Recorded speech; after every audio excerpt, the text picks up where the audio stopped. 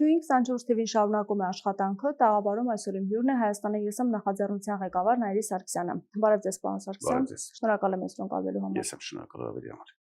Երեկվանից մեկնարկել է Սահմանադրական դատարանի նիստը, շարունակվելու է մինչև հուլիսի 4-ը, այսօր նաև հարց ու պատասխան է տեղի ունենալու դատավորների եւ բողոքը ներկայացնողների ներկայացուցիչների միջև, ինչ սպասելիքներ Սահմանադրական դատարանից ունեք դուք, որովհետեւ իհարկե բողոքարկվում է արդյունքները ընտրությունների, բայց նաև ասում են, որ գոնե ընդառաջեն կենտրոնական ընտրական հանձնաժողովի այն որոշման մասով, որ Բարգավաճ Հայաստան կուսակցությունը չի կարող մտնել խորհրդարան եւ վերանայվի այս որոշումը։ Այսօր մենք տեսանք, որ քաղաքացիական պայմանագիր կուսակցության կողմից որպես ներկայացուցիչ արտադատության նախարարներ ներկա, սա արդյոք ինչ-որ բան չի փոխում Սահմանադրական դատարանի որոշման առումով եւ սպասելիքները ձեր։ Սպասելիքները պետք է ԲՀԿ-ին տարանջատենք մնացած բոլոր ուժերից, որովհետեւ ԲՀԿ-ի պարագայում ակնհայտ ապօրինություններ են, ակնհայտ իրավունքի, սահմանադրության եւ այլ իրավական ակտերի բռնաբարության փորձեր են եւ ոչ թե այդպես փորձարկումներն անհաջողության մատնելով, այլ կարծես հաջողությամբ ԿՊ-ն կարողանում է մինչեւ վերջ տանել։ Ուղղակի ակնկալիք հետեւյալն է Սահմանադրական դատարանից, որ նրանք պետք է իրենց իրավաբանի կոչմանը հավատարիմ մնան եւ մասնագիտական էթիկան թույլ չտա այդ տեսակ աղաղակող ապօրինություններ թույլ տան, բայց հաջորդ կողմից շատ ավելի այսպես բարձր սպասելիքների առումով գործոն գոյություն ունի, գործոնը հետևյալն է՝ Նիկոլ Փաշինյանի նշանակած Սահմանադրական դատարանի անդամներ, շատ դեպքերում եթե մենք տեսնում ենք նրանց կենսագրությունը, անսկզբունքայնությունը, կամակատարությունը, կամ մտավախություն, որ նրանց այդպիսի լուր կամակատարությունը կարող ավելի բարձր գտնվել, քան նրանց մասնագիտական էթիկան։ Հետևաբար սպասելիքները չեն կարող լինել այդպես դրական, բայց միևնույն ժամանակ չի կարող ուղղակի սպասել, որ Սահմանադրական դատարանից ոչ մի ակնկալիք չկա։ Այսինքն ընտրությունների արդյունքները անվավեր ճանաչելու, չեղարկելու, այսպես սպասումները առանձնապես մեծ չեն։ Հատկապես որ Փաշինյանն ասաց, որ կարիք չի տեսնում ինքը, որ նոր ընտրություններ անցկացվեն։ Ես չեմ տեսնում այդպիսի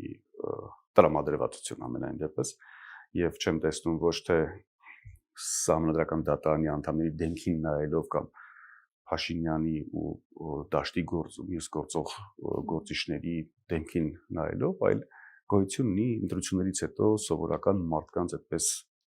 ամբողջ էմոցիաները պարպելու ժամանակահատված։ Սովորաբար ընտրություններից հետո բոլոր ուժերի վարկանիշները անկում են գրանցում, նման պարագայում գնալ նոր ընտրությունների վտանգավոր է եւ իշխանության համար եւ ընդդիմության համար։ Այո, հիմքերը ստեղծում են ինչի համար, որովհետեւ մենք քաջ գիտակցում ենք, որ դրսից կա պարտադրանք, ընդ որում դա շատ բաց աղբյուրներում հայտնի է, եւ ամենօրյա ռեժիմով, եթերներով եւ այլ բարձրաստիճան պաշտոնյաներ պարտադրում են, բայց մի հաջորդ կողմից Թուրքիան է այստեղ Հայաստանում բարձրաստիճան այդպես պաշտոնյաների դիրքերը որոշում, հետեւաբար շատ կարճաժամկետում դեռ օրինակ Ռուբեն Ռուբինյանի պարագայում շատ այդպես կասկածները հիմնավոր են, որ Թուրքիայի հարաբերությունների կարգավորման առանձնահատուկ դերակատար է հանդիսանում եւ առաջին շահառուն հենց Թուրքիան է, որ նա լինի ազգային ժողովի նախագահ։ Եվ առաջինի, եթե հիշում եք, նույնիսկ ազգային ժողով դեռևս չի ձևավորվել, նույնիսկ ընտրություն չի կատարվել, արդեն շնորհավորում կատարվեց Թուրքիայի կողմից։ Հետևաբար բոլոր այսպիսի գործոնները, եթե մենք համադրում ենք, մենք տեսնում ենք, որ շատ կարճ ժամանակահատվածում արդեն ընտրությունների հիմք չկա, բայց մոտ ապագայում ես տեսնում եմ դա։ Այսինքն նաև չեմ տեսնում ԿՊ-ի 5 տարի կառավարումը։ Ինչու՞։ Որովհետև խնդիրները շատ են խորացնում, գիտեք, աջակցությունը շատ հետաքրքիր է ձևակերպում։ Օրինակ գյուղատնտեսության հետ եթե մենք համեմատենք, գյուղատնտեսական ոլորտը տարեկան 1 միլիարդ դոլարի մոտավորապես արտանում է իրականացնում, պետությունը մոտավորապես 2.5-ից 3 միլիոն դոլարի սուբսիդավորում է իրականացնում։ Այսինքն գալու է մի ժամանակահատված շատ շուտով, որ ծախսերը չեն բավարարելու ֆերմերների վարկերի սպասարկման համար, աշխատակիցների աշխատավարձի վճարման համար, այլ ծախսերի իրականացման համար, ինչը հանգեցնելու է գործազրկության։ Այսինքն այնպիսի իրավիճակ է ստեղծում հենց կառավարությունը, որ հենց ժողովուրդը դուրս գա ու պահանջատեր լինի։ Այսինքն ներքին բունտ է հասունանալու ժողովրդի մոտ։ Չի կարող չհասունանալ, որովհետև եթե ժամանակին ներքին այդպես դիմադրողականությունը որոշակի թուլություններ ունենում պայմանավորված մարդկանց այլ երկրների հանդեպ այսպես դրական սպասումներով կամ աշխատանքի այդպես փնտրտուքի հաջողություններով։ Օրինակ մարդը կարող է մտածել, որ լավ Հայաստանում չկարողացանք, չստացվեց, տեղափոխվենք Ռուսաստան, կաշխատենք, կապրենք եւ այլն, բայց նույն Ռուսաստանում արդեն շատ սոցիալական վիճակը վատ է, աշխատելու հնարավորությունները շատ սահմանափակ են, նման պարագայում, այսինքն ստիպված պետք է լինի մարդը ապրել եւ արարել իր երկրում, իսկ եթե բոլոր այդպիսի հնարավորությունները վերացված են կամ պատնեշի դրված, ինքը այլ տարբերակ չունի, քան ամբոստություն արտահայտելը։ Երբ որ մարդու վրա հարձակվում են կամ նույնիսկ կենդանու վրա երբ որ հարձակվում են, շատ դեպքերում ինքը կարող է անդադ հետ քայլեր իրականացնել, նահանջ, մինչև այնքան ժամանակ, որ այլևս նահանջելու տեղ չկա եւ միանգամից հարձակումը չէ գործում։ Նույն տեղի ունենալու մեր պարագայում, այսինքն հանդուրժել, ինչ որ X փուլի այլևս տոտալ անհանդուրժողականություն է տիրելու երկրում։ Բայց իրենք ասում են, որ վերահսկում են իրավիճակը եւ նաեւ աջակցման ծրագրեր կան, Եվրամիությունն է այս գործին լծված եւ մեկնաբանում են, որ տնտեսությունը ուզում են կախվածությունից Ռուսաստանից ազատել եւ հավասարակշռել։ Դե տեսեք, նախ պետք է հասկանանք, որ կապ չունի իրենք ինչ են ասում, որովհետեւ ԿՊ եւ վերահսկել միմյանց հետ աղերս չունեցող երկու գաղափարների մասին ենք խոսում, որովհետեւ վերահսկելու համար պետք է ունենալ կամք, պետք է ունենալ նպատակ, պետք է ունենալ գիտելիքներ, հմտություններ, փորձառություններ եւ այլն, այս մարդիկ դրանցից բոլորից զրո են։ Ինչ վերաբերում է Եվրոմիությունը ընդամենը փաթեթավորումն է, Եվրոմիության հետ համագործակցություն գոյություն չունի, ընդամենը Եվրոմիությանը խնդրում են, որ որոշակի օժանդակություն իրենց ցուցաբերեն, որ կարողանան խափեն հայ հասարակությանը, թե մենք արտաքին քաղաքական վեկտորներն ուղղում ենք դեպի Եվրոպա, բայց իրականում արտաքին քաղաքական վեկտորներն ուղղված են դեպի Թուրքիա եւ Ադրբեջան։ Ինչ վերաբերում է Եվրոմիության խոստումներին, մենք ասում են, որպեսզի հարևանների հետ առևտուրն իրականացվի։ Եվրոմիությունից այսպես հայտարարություններ են Եվրոմիություն, հետո հետ գանք տարածաշրջաններից։ Եվրոմիությունը, եկեք ես եւս մեկ անգամ հիշեցնեմ, որ մի քանի տարի առաջ մեզ հստացել 2.5 միլիարդ եվրոյի աջակցություններ, դրումների իրականացում եւ այլն, դրանց որքան տոկոսը իրականացավ 0։ Եվրոմիությունը խոստացավ ընտրությունների կազմակերպման համար 12 միլիոն եվրո տրամադրել եւ Եվրոմիությունը խոստանում է, որ կհանդիսանա արտահանման այդպես նոր ուղղություն, որ ապրանքն ենք արտահանել։ Օրական մոտավորապես 60,000 ծաղիկի արտահանումից ընդհանրեն դեպի Եվրոմիության երկրներ չեմ էլ հիշում, նույնիսկ Եվրոմիություն կարծես թե չհասավել, 10,000 ծաղիկ էր գնացել մի խմբականակ ու դրանից հետո այլևս չի գնացել։ Ասում են 16 երկիր արտահանում են ծաղիկները։ Որ երկրներն են դրանք, որ արտահանում ենք։ Անունները չի նշել, պապարանը 16 երկիր։ Առաջարկում եմ նշեք ԿՊ ներկայացուցիչներ, որ երկրներ եք արտահանում, ի սկզբանե ասեմ, չի կարող լինել այդպիսի բան, 16 երկիր կարող է անվանական լինել, որտեղ յուրաքանչյուր երկիր մի խմբականակ գնա, գիտեք ինչ պայմանով, որ ընդամենը այստեղ Հայաստանում ֆոն ապահովելու համար այդպես միջկառավարական համաձայնություններ ձեռք բերվի, այդ թվում որոշակի պարտավորություններ ստանձնի Հայաստան նրանց երկրների հանդեպ, որպես թույլատրեն ընդունեն յուրաքանչյուր երկիր 3000 հատիկ ծաղիկ գնա։ Պատկերացնում եք, սրա մասին է խոսքը։ Եվ հետո պետք է սպառել այդ ապրանքը, միայն արտահանելը չէ։ Տեսեք, երկու կարևորագույն խնդիր ունենք։ Այսինքն այդ որ երկրներն են, որ մենք ունենք այդպես լոգիստիկ շատ ավելի լավ հնարավորություններ, որ մենք կարողանում ենք ծաղիկ կամ այլ գյուղմթերք արտահանել այդ երկրներ, ինչու այդ երկրները Էկվադորից կամ Նիդերլանդներից ձեռք չեն բերում համաշխարհային խոշոր մատակարարներից, եւ այդ երկրները ունեն ծաղիկի այդպես սպառման մշակույթ, թե չունեն, որովհետեւ դա շատ կարևոր բան է։ Ես նորից պետք է հիշեցնեմ հետեւյալ միտքը։ Մենք Եվրոպայի ցանկացած երկրներում որ շրջում ենք, մենք այդպես ծաղիկի խանութներ չենք հանդիպում։ Ինչպիսին հանդիպում ենք Երևանում, ինչպիսին հանդիպում ենք Ռուսաստանում։ Այնտեղ կարող է լինել այո փոքրիկ բակային ինչ-որ խանութ, որտեղ որ առանձնացված է մի շատ փոքրիկ դույլ, որի մեջ դրած է մի քանի հատ ծաղիկ։ Երբ որ դու ցանկանում ես քո այդպես մշակույթին համապատասխան որոշակի խմբականակի ձեռքբերում իրականացնես, դրա խմբականակը չկա։ Օրինակ Հայաստանում մարդիկ, որ միմյանց ծաղիկ են նվիրում, կնոջը, մայրիկին, դստերը եւ այլն, գոլեգային, միջին այդպես քանակը նվիրելու, այսինքն փունջ ստանալու միջին խմբականակը տատանվում է 15-ից 21, 25, չէ, այդ շրջանակներում։ Նրանց ամբողջական խանութի ամբողջական վաճառքի քանակը դա է, ինչ է նշանակում, որ նվիրում են 1 հատիկ եւ շատ այդպես հազվադեպ դեպքերում։ Այսինքն սպառման խնդիր նույնպես կա։ Շատ դեպքերում գիտեք, օրինակ կոնյակի պարագայում, նաև եկեք խմիչքներին էլ զուգահեռ անցկացնենք։ Շատ դեպքերում ասում ենք հայկական խմիչքը կարտահանենք Եվրոպա։ Օրինակ եվրոպացիները կոնյակը սպառում են, բայց ինչքան են, որքան են սպառում։ Այսքան, տեսնում են բաժակի մեջ ու ժամերով նրանք դրա շուրջ զրույց են ծավալում։ Որքան գինի են սպառում, նույնպես այդ չափաբաժնի։ Որքան գարեջուր, շատ։ Այսինքն դրանք բոլորը առանձնահատկություններ են, որ գիտեք, արտահանման ուղղություն ընտրելուց բոլոր այդպիսի նուրբ կետերի եւ թելերը պետք է միացնենք միմյանց, հետո նոր որոշում կայացնենք։ Այդպես ասելով չի արտահանեցինք ու գնաց։ Գիտեք դա ինչի է նման։ Դա երկարատև գործընթաց է։ Պետք է պատրաստենք երկարատև այդպիսի բան գոյություն չունի, երկարատև գործընթացի գոյություն չունի։ Երկարատև գործընթացի համար, եթե կա մշակույթ, այդ մշակույթի մեջ ուղղակի մարքեթինգային հնարքն ու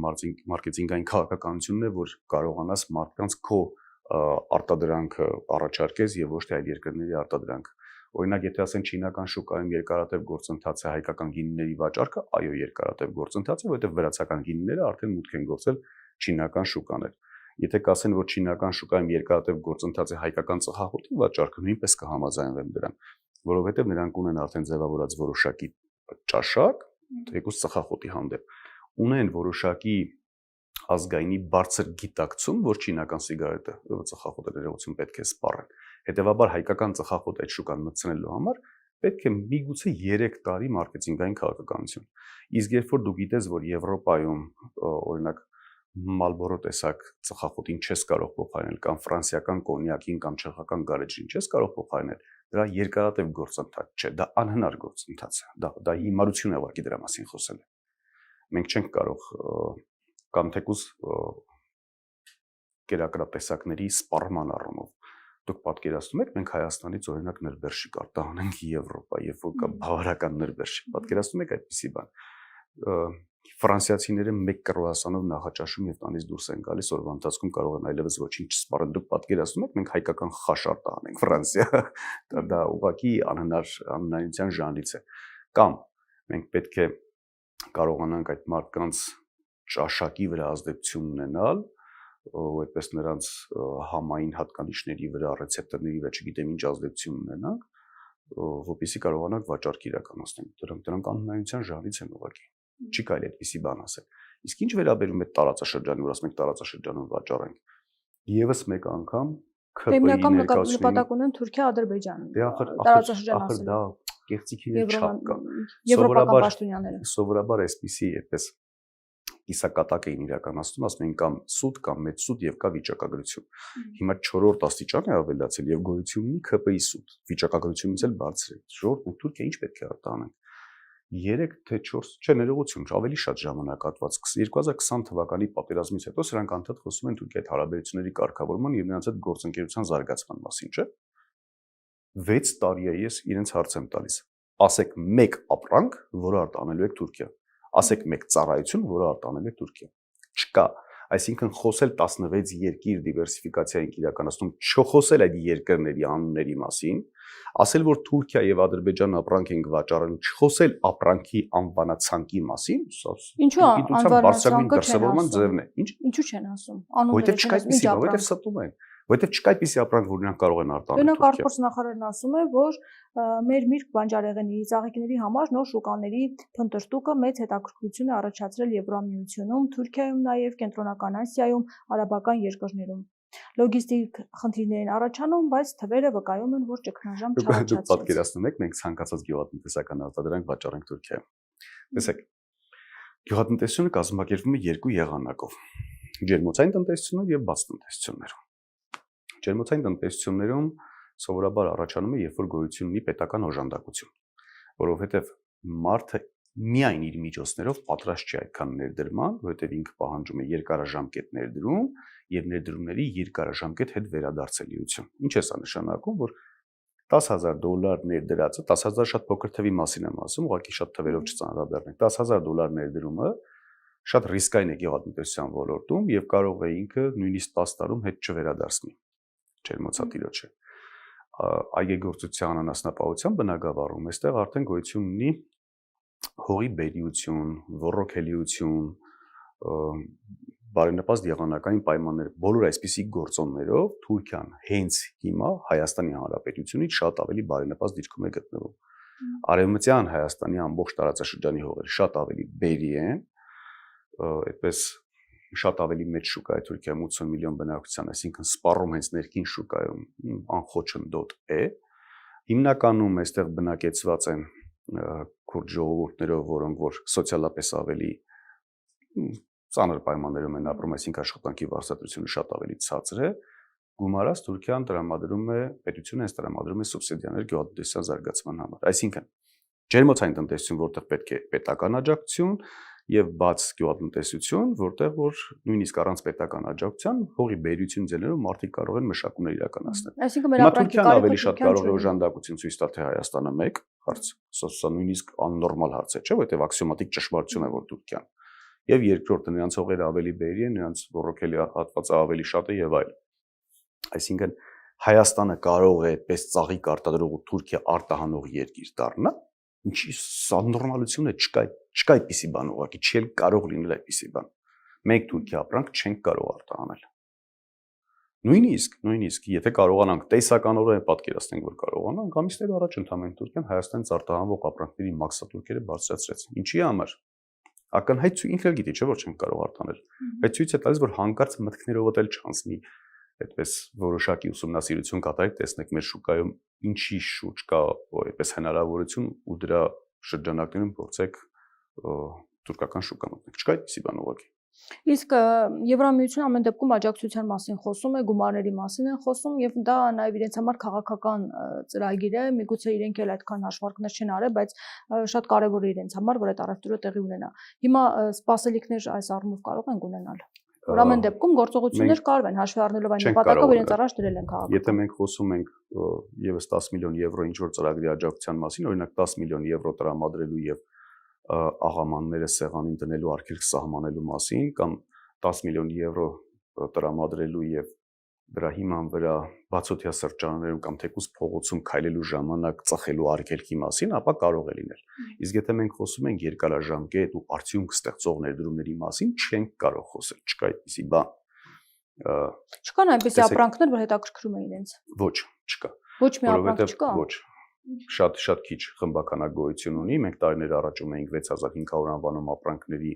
զրոյական մաքսատուրքով Եվրոպա արտահանման հնարավորությունը մենք չենք կարողանում արտահանել։ Ինչու չենք կարողանում արտահանել։ Որովհետև սնունդը մեր մոտ եւ Եվրոպայում տարբեր է։ Ճաշակները տարբեր են, սպառման ծավալները տարբեր են։ Խմիչքների առումով նույնն է, հագուստի ու կոշիկների առումով նույնն է։ Մենք ինչը կարող ենք արտադրել այս պահի մեր պոտենցիալից ելնելով, Եվրոպայում շատ ավելի որակյալ ու շատ ավելի էժանադրակ կա։ Մենք չենք կարող իտալական կոշիկ կամ հագուստ արտադրել եւ ուղարկել։ Նախ դրա համար, որ Իտալիան դա բարձր մակարդակով իրականացնում է, եւ երկրորդ, որ Թուրքիան հենց կողքները լոգիստիկ հարմարություններով իրականացնում է պատենտավորումը, այսինքն թուրքականը շատ ավելի հեշտ կարող է մուտք գործել։ Իսկ Եվրոպայի քաղաքականությունը հետեւյալն է. տրամադրել գումարներ, դրա դիմաց արգելել իր շուկա քո ապրանքի մուտքը։ Սա գիտեք, դարերով եկած ճշմարտություն է, դա կոչվում է արևմտյան փիլիսոփայություն, տնտեսական քաղաքականություն։ Նման պարագայում ինքը մեզ փողը կտրամադրի տոկոսով, այսինքն վարկային միջոցների ներգրավում կանի Հայաստանի Հանրապետությունը, ստիպված կլինի շատ ավելի մեծ քանակի գումար հետ վերադարձնել, բայց դրա դիմաց չունենա ապրանք։ Պատկերացրեք հետևյալը. մենք ունենք հավ, որը յուրաքանչյուր օր ձու է ածում մեր համար։ Մենք ձուն վաճառում ենք,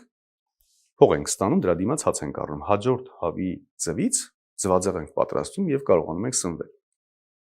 Մենք հավը պահում ենք զուտների համար, որովհետեւ ձուն կարողանում ենք վաճառել։ Ու վաճառում ենք օրինակ ռուսական շուկայում։ Հիմա Եվրոպան մեզ ասում է՝ մորթիր քո հավը, դա քեզ պետք չի եւ ռուսական շուկա ոչինչ բան մի վաճառի։ Մորթում ենք, չկա հավը, չկա ձուն, այսինքն մսամթերքը չկա, ձուն չկա, Եվրոպան մեզ տալիս է փող։ Փողը ձեռքներս չենք իմանալու որտեղից ձու առնենք, պատկերացրեցիք, այսինքն եթե դու քո ապրանքները չես արտադրում, դու քո ամբողջ պոտենցիալը վերացնում ես, դու կարող ես X փուլի ունենալ փող ու ոչինչ չկարողանալ առնել։ Օրինակ 90-ականներին հիշեն մեր ավակ սերունդները, ինչ որ մի X փուլի շատ կարճ ժամանակահատված մարդկանց ձեռքին կար գումար, բայց չկար ապրանք։ Ես շատ լավ հիշում եմ իմ ծննդավայրում գյուղատնտեսությամբ զբաղվածները, այդ թվում իմ ընտանիքը, իմ պապիկը գյուղատնտեսությամբ էին զբաղվում, տարբեր այդպես կենդանիներ էին պահում եւ վաճառում, գոյություն ուներ հող, բայց չկար հագուստ ձեռք բերելու, չկար կոշիկ ձեռք բերելու, չկար ալյուր, դեպքեր եմ հիշում նույնիսկ, որ ցորենը հենց գյուղում աճեցնում էինք, նույնիսկ եգիպտացորենը աճեցնում, եգիպտացորենի ալյուր էինք ստանում։ Այսինքն մոտավորապես այս իրավիճակն է ստեղծելու։ Որոշակի խմբականակի արտադրողականությունը սպառ վերանալու է, ոչ թե նվազել, ինչի մասին է խոսքը։ Այսինքն այս ամեն ինչը կատարում է նրա համար, որ մենք լիակատար անցնենք Թուրքիայի տիրապետության տակ։ Ընդ որում, որ խոսում եք ներմուծման ավելացման մասին, այստեղ մի շատ կարևոր հանգամանք էլ գոյություն ունի։ Օրինակ ասելու են Ռուսաստանից ցորեն չենք ներկրի, Թուրքիայից կներկրենք, միացած հիմարություն ականատես կլինեք, որ ասելու են։ Մենք շտապենք կանխատեսում իրականացնենք։ Եթե ամբողջ աշխարհին մատակարարում է իրականացնում ցորենի կամ ալյուրի Ռուսաստանը, Ուկրաինան ու Կանադան, հիմա Թուրքիան հաստատ չկա այդ ցանկում։ Հիմա ասում են Թուրքիայից բերում ենք, Թուրքիայից որ ինչպես ենք բերելու։ Այսինքն Ռուսաստանից առնելու է մեր վրա վերավաճառի, չէ՞, նշանակում է $1000 առնելու է, 1200 մեր վրա վաճառի։ Նշանակում է այդ թվում ներմուծումը մենք պետք է այնքան հիմար գտնվենք, որ ավելի թանկով ձեռք բերենք, քան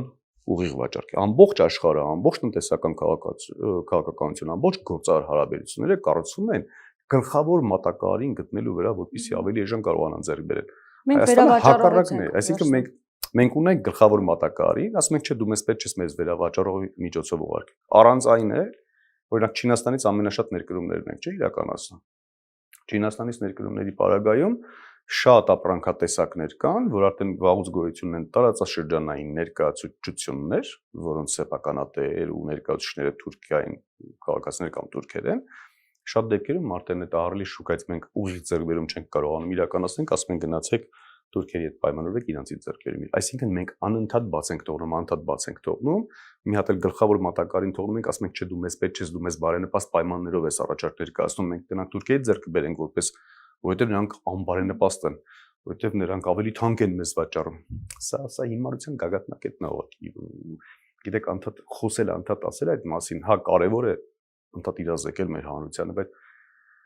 արդեն հոգնում ենք անդադ դրա մասին խոսելուց։ Պետք է ուղղակի սրան փոխել եւ վերջ։ Բայց ամեն դեպքում տնտեսության առումով պետք է չէ հավասարակշռում տեղի ունենա։ Այսինքն սա երկարատև գործընթաց։ Հիմա այս ամենը իրականացնելու մեխանիզմներ չպետք է մշակվեն։ Գիտեք դրանք ինչքան հեշտ գործ են։ Ես մի քանի անգամ հայտարարեմ 5 րոպեի գործ են ընդամենը։ Պետք է քաղաքացիական պայմանագիրը, եթե ունենար հայրենասիրություն, եթե ունենար հայապահպանման ծրագիր, Հայաստանի Հանրապետության հարատևման ծրագիր, եթե ունենար, որովհետև ես վստահ եմ, որ նրանք չունեն։ Նրանք գործում են իօգուտ Թուրքիայի, իօգուտ Ադրբեջանի, իօգուտ Ռուսաստանի, իօգուտ Եվրոպայի, իօգուտ ԱՄՆ-ի, բայց ոչ երբևէ իօգուտ Հայաստանի Հանրապետության։ Եթե ունենար իր պես կազմում չկան մարդիկ, ովքեր որ գիտակցում են ինչպեսի տնտեսական դոկտրին կարելի է մշակել։ Օրինակ նախորդ տարի էր 2025 թվականի տնտեսական դոկտրին մշակեցին, հրապարակեցին 50 էջի շրջանակներում էր։ Պատկերացնում եք 50 էջ։ 5 րոպեում կարելի է ընդամենը հավաքագրել բոլոր մասնագետների միջոցով գնահատել Հայաստանի Հանրապետության տնտեսական ներուժը, արտահանման ուղղությունները նախանշել, ներկրմանը փոխարինող արդյունաբերության քաղաքականության ծրագիր մշակել եւ հետո 5 րոպեին հաջորդող 6-րդ րոպեում սկսել դրա մեկնարկը։ Ունեցել են 8 տարի ժամանակահատված, կատարել են ոչ։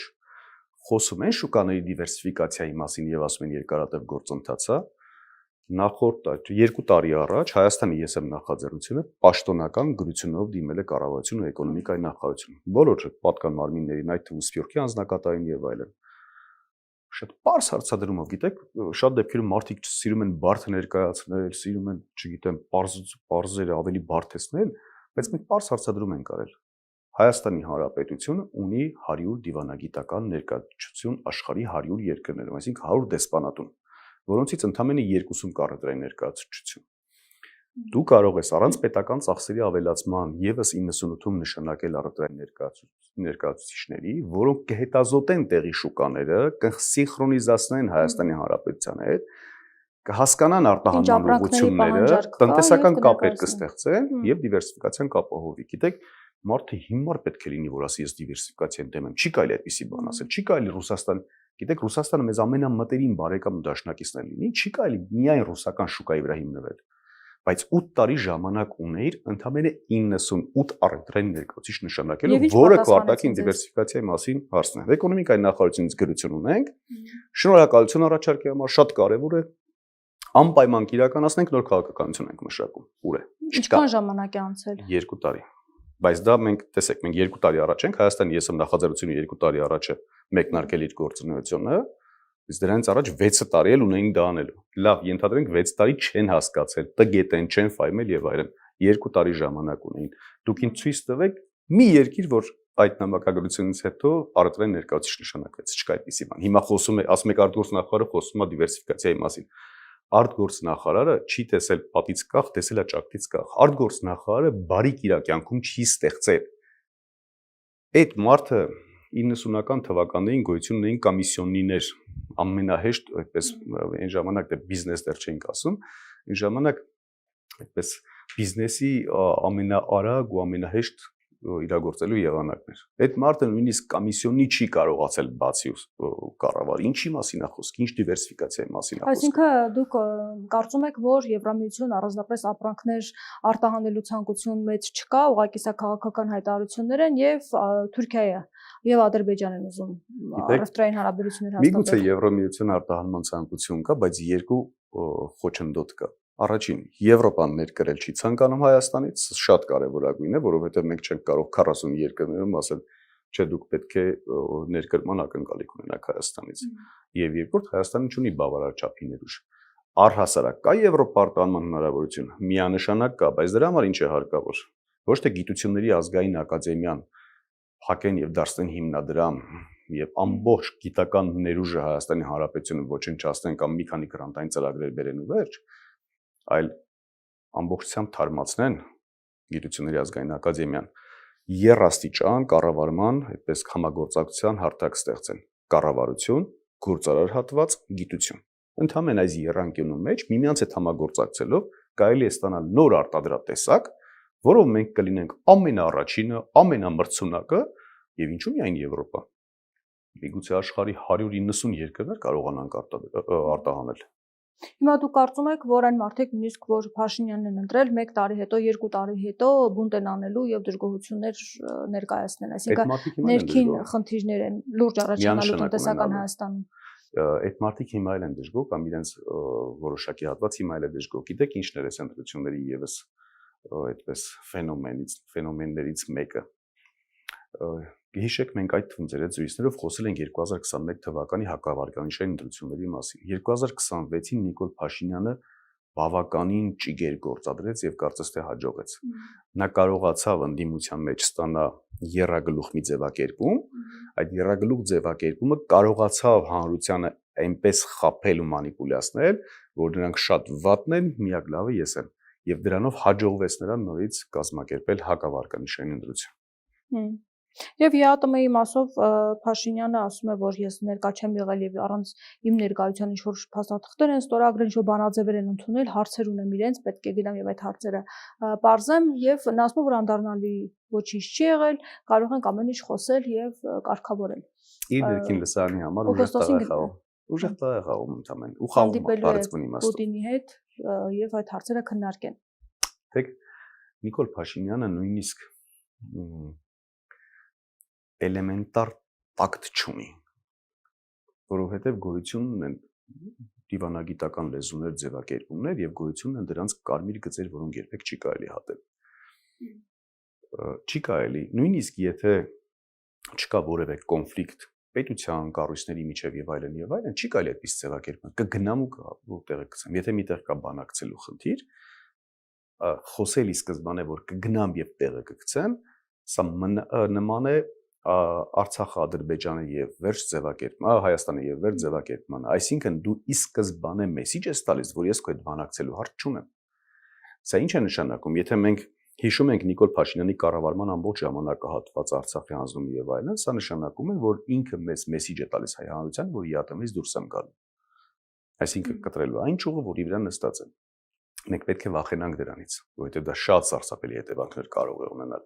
Բայց ուսի կողմից էլ ասում են, որ լավ առևտրաշրջանառություն է ընթանում, մենք ցանկություն չունենք դուրս գալու, շատ էլ որ օրենք ենք անել Եվրամիություն գնալու, մենք կարող ենք համատեղել եւ այլն։ Եվ սա ասեցիք, այսինքն դուք խոսում եք մի մարդու մասին, որը ակնհայտ adekvat չէ,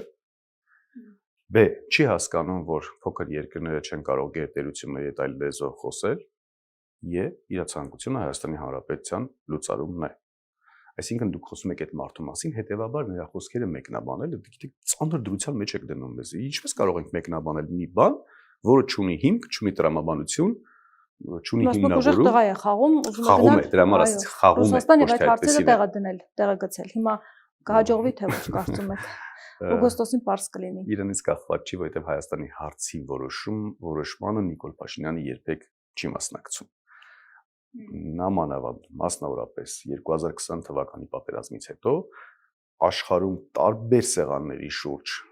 գեոպոլիտիկ, տարածաշրջանային պոլիտիկ եւ այլն նստում եւ որոշում են բացի Հայաստանից, այդ թվում Ադրբեջանը նստում այդ սեղանի շուրջ, մասնակցում է որոշմանը, ներկայացնում է պահանջներ, ունի ակնկալիքներ, բայց երբևէ այդ սեղանի շուրջ Նիկոլ Փաշինյանը չի հայտնվում։ Նիկոլ Փաշինյանին ասում են դու տեղդ նստի։ Գիշեր Կարգին հաղորդման մեջ մի այդպիսի էպիզոդ կար, որ մեկի դուրը թակում են, ասում են «Էլ ընտրությունների համար ես եկել, ես այս անգամ ես եմ ընտրել», ասում են «Ձենդ կտրի քեզ հետո ոնց կասենք, այդպես էլ կանես»։ Հիմա Նիկոլ Փաշինյանը ինքը գա, խոսի ուժեղ տղաք խաղա, բայց իրան մի հատ զանգ կգա, օրինակ ինչ որ մի գերտերության, ինչ որ մի ուժային կառույցի, այդպես պահակի տեղակալը կզանգի, հետո կասի «Ձենդ կտրի այդ տղա քեզ ոնց կասենք, այդպես էլ կանես»։ Դրա մասին է հուշում նաև Նիկոլ Փաշինյանի կառավարման 8 տարիները։ Դուք կամ որևէ մեկը թող ինձ ասի մեկ դրական բան Հայաստանի Հանրապետության համար, որ Նիկոլ Փաշինյանն իրականացրել է։ Մեկ շատ չեմ ցանկանում։ Ես մի քանի հատ թվարկեմ բացասականներից։ Արցախի լիակատար հանձնում։ Ով է առաջին Արցախը ճանաչել Ադրբեջանի կազմում։ Բացառապես Հայաստանը։ Այդպիսի, գիտեք, որևէ մեկը երազներում նույնիսկ չէր պատկերացնի, որ Հայաստանը կարող է այդպիսի ղեկավար ունենալ։ Հայաստանի տնտեսական ամբողջ պոտենցիալի տուգան թույլացում։ Աղքատության չափաբաժնի պահպանում, ընդհանրապես փոքրիկ ավելացում նույնիսկ չի իրականացրել։ Ինչի մասին, այսինքն ամբողջ ռազմական պոտենցիալի, պաշտպանական համակարգի վերացում, տնտեսական համակարգի վերացում,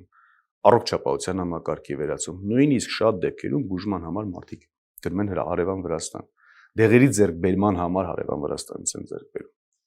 Խոսում է առողջապահության համակարգի արդիականացման մասին, դուրս եկեք փողոց ցանկացածին հարցրեք, շաքարային դիաբետի դեղ որտեղից են ձեռք բերում կամ որի ազդեցությունն ավելի արագ զգում, Հայաստանից ձեռք բերածի թե դրսից ձեռք բերած դեղերի։ Արյան զարկերակային բարձր ճնշման խնդիր ունեցողն է, ազգի կեսը հաստատ ունի, որտեղի դեղերը, այդպես զոբի դեղերը որտեղից են շատ ձեռք բերում կամ որից են շատ ավելի գոհ, որ տարածված հիվանդությունները նույնիսկ թվարկեք, խոսում են, որ դրսից ձեռք բերածները։ Կրթությունը այնպես է տապալել, որ նույնիսկ համալսարանները չեն թողարկում շուկայի պահանջներին համապատասխան կադրեր։ Ինչ է կատարվում դպրոցներում։ Խայտարակ այսպես մենք մի հատ այդպես հայկական ճաշատեսակ չունենք, աջապ սանդալ են ասում, ինչ են ասում, այդ աջապ սանդալ է սարքել ամբողջ ոլորտները։ Շնորհակալ եմ զրույցի համար։ Զրուցում էի Հայաստանը ես եմ նախաձեռնության ղեկավար Նայիրի Սարգսյանի հետ։ Շարունակեք մեզ հետևել, կհանդիպենք։